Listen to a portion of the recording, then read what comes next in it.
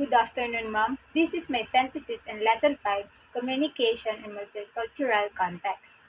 Multicultural communication refers to interaction between people from different cultural backgrounds. It involves understanding, respecting, and effectively navigating diverse cultural norms, values, and communication style to promote understanding and avoid misunderstanding. This includes being mindful of language barriers, nonverbal cues, and cultural sensitivities. Effective multicultural communication fosters inclusivity, promotes diversity, and strengthens relationships in increasing globalized. So according to Bennett 2004, the developmental model of intercultural sensitivity or DMIS has 6 stages, which are the follows. So ang stage 1 is denial. The individual does not recognize cultural differences. For example, when discussing cultural differences in classroom, a student say, "I don't think cultural backgrounds matter. We're all the same." This statement reflects denial of the significance of cultural diversity and its impact on individual experiences and perspectives. Stage 2, defense. The individual starts to recognize cultural differences and is intimidated by them. For example, in a discussion about cultural diversity at school, a student responds defensively saying, "I'm not racist. I have friends from different backgrounds." This defense deflects from addressing personal biases or prejudices by emphasizing superficial relationships rather than acknowledging and confronting deeper issues or of privilege and discrimination. Stage 3, minimization. Although the individual sees cultural differences, he or she banks more on the universality of ideas cultural differences. For example, during a conversation about cultural sensitivity in the workplace, an employee comments, "I don't think these issues are a big of a deal. We're all just overacting."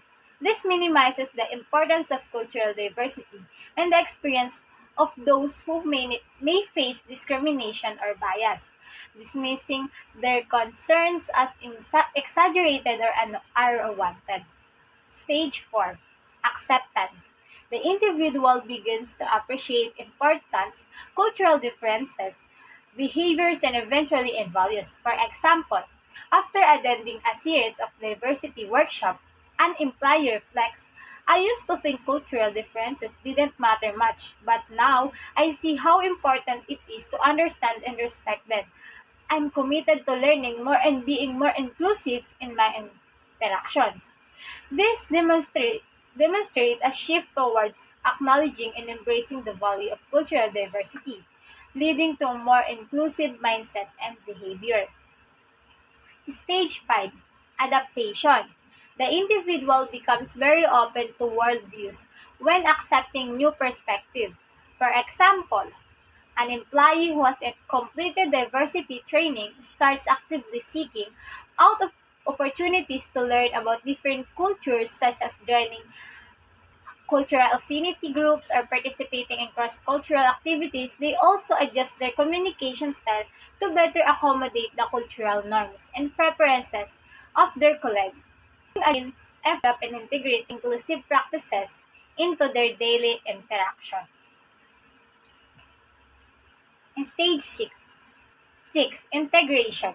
The individual starts to go beyond his or her own culture and sees himself or herself in his or her action based on multifarious cultural viewpoints. Example, an employee who has fully embraced cultural diversity is not only respect and understand different cultural perspectives but also actively incorporates them into their work and interaction. They seamlessly collaborate with colleagues from diverse backgrounds, leverage their unique strength, and contribute to creating an inclusive environment where everyone feels valued and empowered to succeed. Intercultural communication skills are essential for effective interaction in multicultural settings. Ways to avoid gender-biased language. Use Miss if you have no idea if the female address is single or married. Use Mrs. or Mistress if you are sure that the female address is married.